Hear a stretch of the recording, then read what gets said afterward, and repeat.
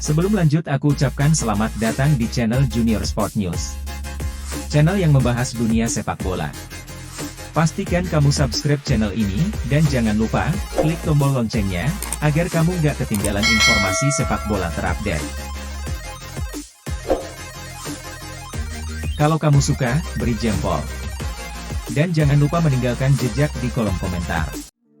Kroasia mengalahkan Maroko untuk merebut peringkat 3 Piala Dunia 2022. Mereka memastikan podium terakhir setelah menang 2-1 di Khalifa International Stadium pada hari Sabtu.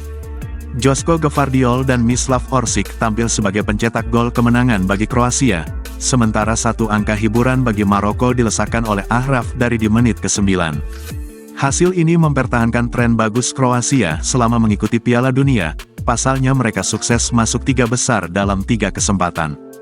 Bagi negara kecil dengan populasi 4 juta penduduk, plus baru merdeka pada 1991, capaian itu tergolong luar biasa. Meski begitu, Kroasia juga patut was-was dengan hasil di Qatar, sebab status peringkat 3 Piala Dunia ternyata membawa kutukan. Buktinya mayoritas tim Eropa yang menduduki peringkat 3 Piala Dunia mayoritas gagal lolos ke Euro berikutnya. Fenomena ini terjadi sejak 4 dekade silam.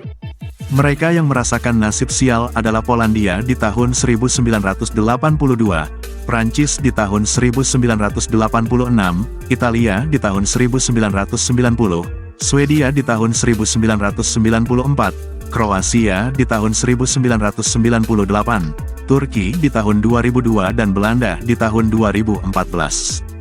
Apalagi mereka juga merasakannya setelah menduduki podium terakhir pada debut di Piala Dunia 1998. Pada kualifikasi Piala Eropa 2020, Kroasia harus merelakan tiket otomatis ke Yugoslavia, sementara jatah play-off jadi milik Republik Irlandia.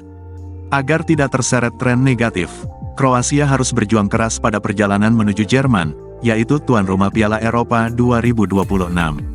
Mereka bersaing melawan Wales, Turki, Armenia dan Latvia untuk memperebutkan 2 tiket menuju turnamen utama.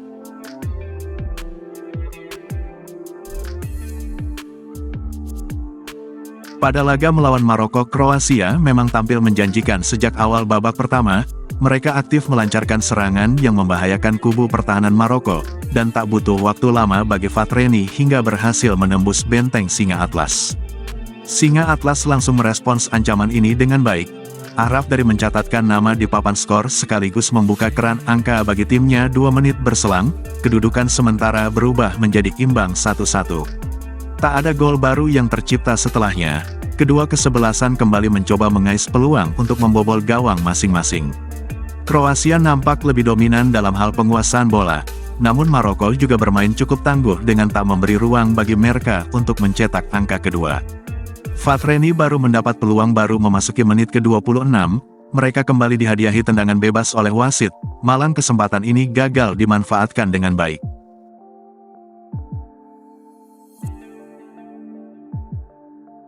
Kemudian Modric sendiri tak menampik bahwa dirinya kemungkinan tak bisa lagi memperkuat Fatreni di Piala Dunia edisi mendatang.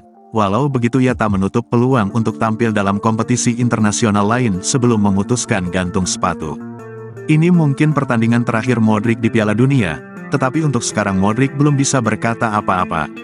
Modric mengatakan, "Tentu saja saya sangat senang dengan karir saya bersama Kroasia, memenangkan 2 medali itu sangat penting. Impian saya sebenarnya memenangkan Piala Dunia, namun hal itu tidak terjadi, tetapi saya tetap sangat senang." Sekadar informasi, Kroasia memang telah menunjukkan performa gemilang dalam 2 edisi penyelenggaraan Piala Dunia. Sebelumnya Fatreni sudah lebih dulu menyabat predikat runner-up usai ditumbangkan oleh Prancis di final Piala Dunia 2018. Bagi Modric track record ini menjadi hal yang krusial.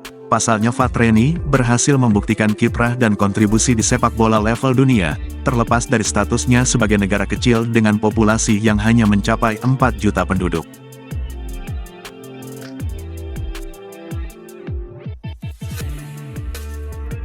Terlepas dari pernyataan soal ketidakikutsertaan di Piala Dunia edisi selanjutnya, Modric menegaskan bahwa dirinya masih akan tampil di ajang Nations League. Setelah itu pesepak bola berusia 37 tahun baru akan memberi kepastian soal masa depannya. Dia mengatakan, "Di masa depan kita akan lihat apa yang terjadi. Saya ingin melanjutkan karir internasional hingga Nations League, dan kemudian kita akan lihat bagaimana ke depannya. Adapun terkait Euro, Modric juga mengaku belum mau ambil pusing. Ia masih butuh waktu untuk memutuskan apakah dirinya bakal tampil dalam ajang sepak bola bergengsi Eropa. Dia menambahkan, "Saya berpikir saya masih bisa tampil di level tinggi, dan saya ingin meneruskan setidaknya sampai Nations League. Selepas itu akan ada lebih banyak waktu untuk memikirkan Euro. Namun untuk sekarang saya ingin berjalan selangkah demi selangkah dan berlanjut sampai Nations League Finals."